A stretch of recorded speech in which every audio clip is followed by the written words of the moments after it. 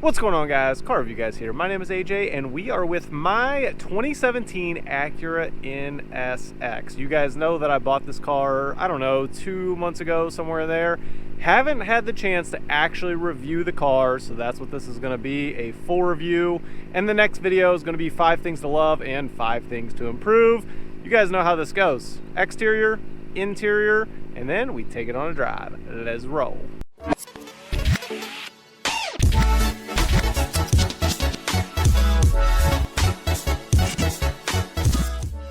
Starting on the exterior, obviously this vehicle is not totally stock. It has a carbon fiber hood on it, and unfortunately these vents that were made are kind of cheap. You can see like the black like wearing off. This hood though, like $33-ish $100. Pretty wild to have that cheap of vents for such a otherwise quality hood. Pretty crazy. You have these nice HID LED, well, LED headlamps. They're not HID. They are insane. Really bright at night. The whole front of this thing looks so aggressive. And on my car in particular, it has PPF over the whole front clip, including the hood, so don't have to really worry about rock chips or anything like that. Obviously, if this was stock, you would see the chrome underneath. A rock has hit it, but the chrome is fine. But this is just wrapped in black right here. Yeah, it pretty well protected. It looks good, super aerodynamic. The amount of engineering in this car is pretty wild. Coming around to the mirror, I love the mirrors on this thing. They stick out decently far, and it really makes it feel like a supercar. That's where McLaren, in my opinion, went wrong, because on the old like MP412C, 650, stuff like that, you had the nice mirrors, and then they went to the 570 and the mirrors look like total garbage, no offense. And then moving our way, like, just look at the aerodynamics straight through the flying buttress. I think that looks really cool. Love that feature. Door handles, keyless entry, they will just pop out automatically for you if the car wasn't running, but they come out, you just grab a hold, and of course the locking button is right there. I do have it running at this time, and as you can hear, it is not very impressive. It does not sound very good. That is my one complaint on this car. But the previous owner of this car actually had downpipes and an exhaust on it. It sounds insane if you get those items. Mine does not. I could, but I don't know how long I'm going to keep it, just because I have a C8 Z06 coming at some point.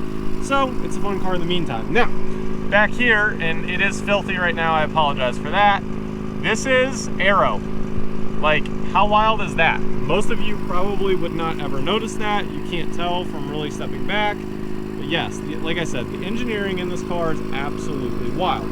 You do have the backup camera right there in the middle. You have a button just to the right here. You can press that, and that will open the rear. Best part about this car, it can fit golf clubs. Now, you look at this and you're like, no way. Well, I made a short on it just to prove it to you guys. It's actually very easy. The head of the bag goes down in there, and it goes in deep. Really deep. My arm can't even hardly reach all the way back in there. Same thing on the other side. There is a ton of room over there as well. So with that said, it fits a set of golf clubs. To have a supercar and have it functional, oh, so nice to have that. Now, back up here, you can see the spoiler on mine is carbon, and even the rear deck lid is all carbon. Again, each of those pieces are like $3,300-ish, somewhere in there. So this car has like $10,000 worth of carbon on it, which looks pretty good in my opinion. I almost forgot to talk about the tires, and the rears are supporting a 305/30/20, and these things do really well. And also you can see there are carbon ceramic brakes. It brakes really well. And stepping up to the front tire, you are going to see this is a 245/35/19, and again, the carbon ceramics are absolutely massive. For those of you that are wondering what is up front, let's just pop that very quickly for you. There's a button all the way down here. Yes, you can make fun of my mat protecting the $1,200 NSX mats. Don't ask me why they're $1,200. I have no idea. That's pretty wild. So you can see the PPF actually right here, where it literally is a rock has hit it and it saved the carbon. So there is definitely good reason to have PPF. Pop this up, and this is what it looks like. This car in particular is really, really clean.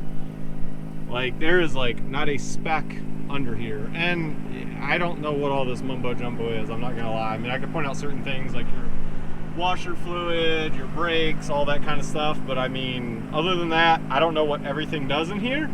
It's unfortunate they couldn't fit like a frunk in this area, but nonetheless, still a very, very sharp looking car. Stepping on inside, you guys know I always do the test. It's easy to get in, and I'll tell you right now. Just to put it into perspective, you will be able to see my shoe right here.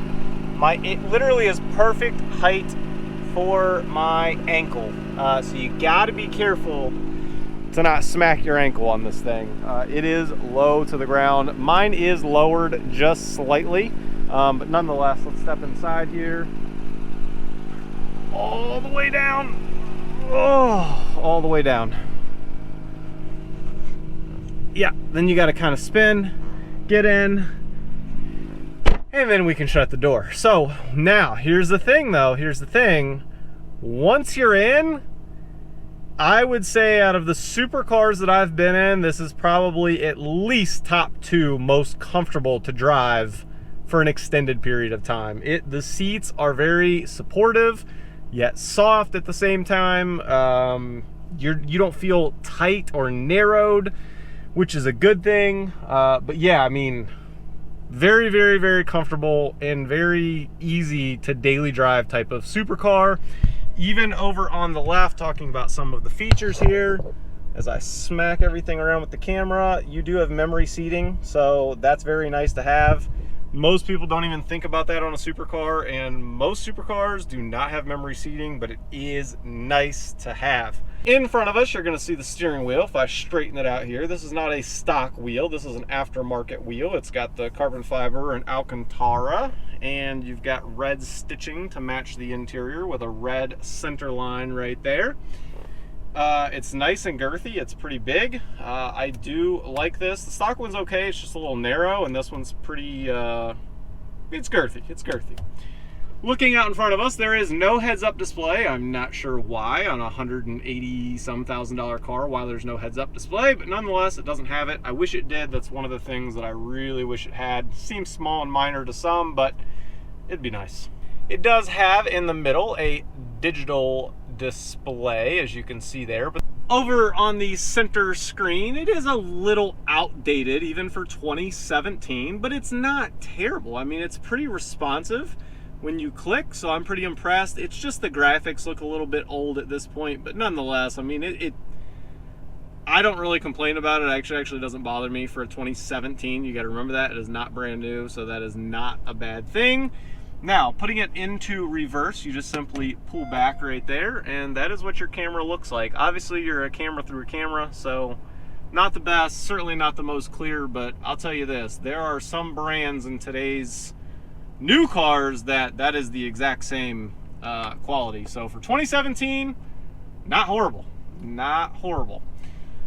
Over on the right, you do have cup holders that literally plug into the side. You can take those out if you need be, and you can see I have a massive water bottle, and it's useful. Checking back here to the middle, you can see I have my phone sitting there. A lot of times I literally have it sitting right there. It sits in that little cubby hole pretty nice. This is where my garage door opener sits. There's a little cubby, little USB back there.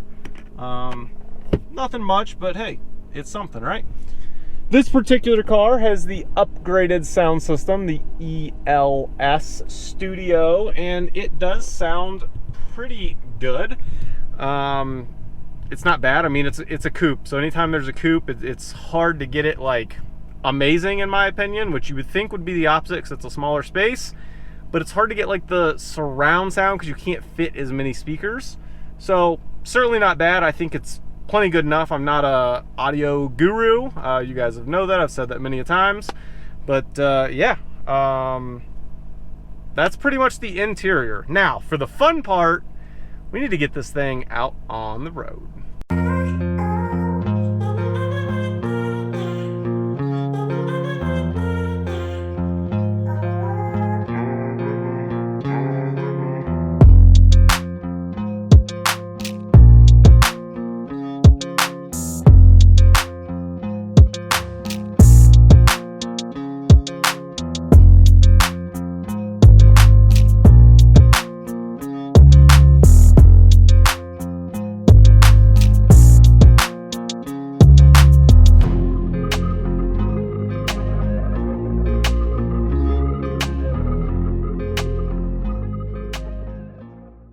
As we get this out on the road, if I have not already talked about it, obviously this is a V6 twin turbo hybrid. And your gas mileage, you're gonna get around 21 city, 22 highway.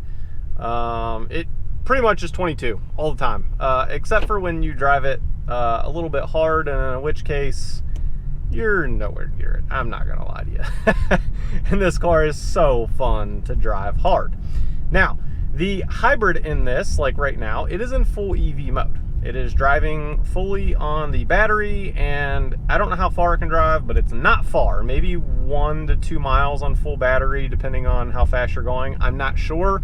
I've tried to read online. For whatever reason, I cannot find that number online, and I don't want to just make up a number for you guys. So I'm just going on what I've experienced since owning this car, and that's pretty much where it's sitting at for the most part. This vehicle does have 3 drive modes. It has Quiet, Sport, and Sport Plus, and technically Track. So I guess there's 4 technically. Track, if you put it in that, you can put your left foot on the brake and smash the gas pedal, hold it for like, I don't know, 2 seconds, 2.5 seconds, somewhere in there. It'll come up on the center screen. It will say launch mode engaged or something to that effect. And then it turns into an absolute rocket ship, and it's going to propel you from 0 to 60 in like 3 seconds on the dot. And it's pretty violent, I'm not gonna lie to you. And this car is, if I have not mentioned already, it is all-wheel drive, which is super nice, because like right now, for example, I need to put it in Sport Plus for just a second. I got cars coming, and we can pretty much just get out, and we can go. Just that simple. So, as you guys can probably tell, I'm guessing you could hear decently well. There is some noise, and I'm hoping you can hear the blow-off sound from the turbos. That sounds absolutely incredible. I love that sound. As I've mentioned, for the comfort of the seats, very comfortable. The big thing also with comfort is suspension. And suspension, this thing is absolutely amazing. It really does well because you do have the active suspension, so you can change it based on whatever mode you're in. If you just leave it in sport, that's really the in-between. It's kind of a complaint, I guess, because sport mode, you would think, would still leave it motor on all the time, but it is not. Sport is more of really what it should be called is normal or comfortable, because that's where everything suspension-wise is pretty soft. It's going to cut in and out between motor and EV. So, you know, the naming conventions for the modes are a little strange, in my humble opinion. As far as noise levels go, it does have a frameless windows for the side doors, and anytime you get those, I don't care what vehicle it is, every vehicle I've driven or owned, there's a little bit of wind noise coming from the edge of the window. It's not bad, but it's still there, so you can't say that it's not. As far as the rest of noise, you can hear a little bit of road noise, but again, for a supercar, it's pretty good, because most sports cars or supercars, like, they're not made for comfort. They're not. And this vehicle, I will say, is pretty well-rounded, especially in today's pricing. I mean, you can pick these up between really $130 and like $150 all day long. And that is a lot of car for that money. Now, that is a lot of money. Don't get me wrong. I'm not saying it's not. But it is a lot of car for that money.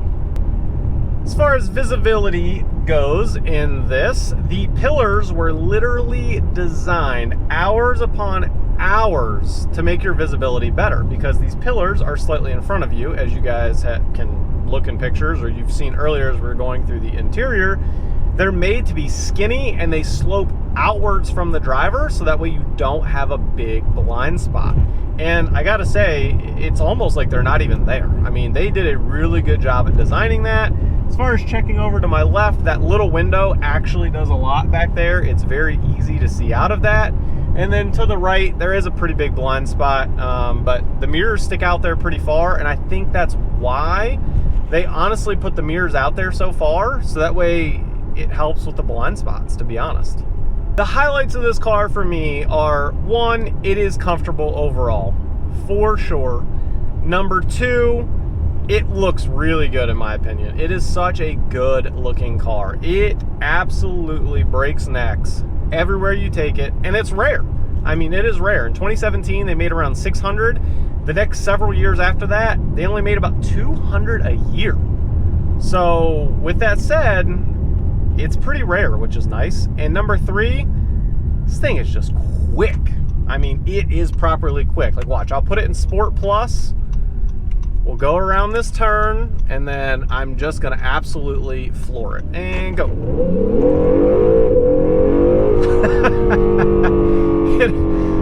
I mean, I don't exaggerate. Anyone that knows me personally, I do not exaggerate with my body language. That is legitimately how this car will put you back in the seat. That is 100% no acting, nothing like that. So keep that in mind. And it's just, they're known to be reliable. Because at the end of the day, whether you like it or you don't, it's a Honda. And Hondas are reliable. And to me, that was a big selling point. Like, I almost went with a McLaren, but McLarens just honestly scare me with reliability issues. A lot of electrical issues. And that's why I ultimately went with this. So if you're looking for a car under $150,000, rare, unique, fast, comfortable, this is really a great option for you. Hopefully you guys enjoyed today's video. If you did, please like and subscribe, and as always, I'll catch you guys on the next one. Peace.